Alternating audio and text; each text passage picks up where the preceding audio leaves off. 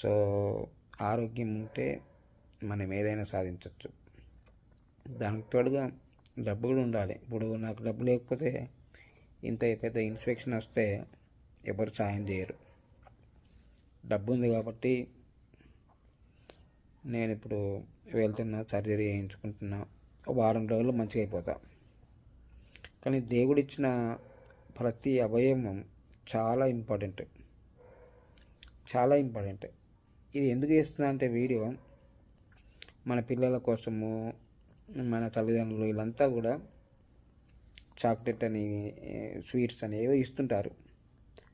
ఆ పంటికి జాగ్రత్త లేకపోవడం వల్ల, అంటే నాకు అట్లాంటి అలవాటు ఏం లేవు, కానీ అంటే పుట్టుకతోటే ఫిజికల్లీ ఛాలెంజ్డ్ అన్నీ రోగాలతో పుట్టాం కదా.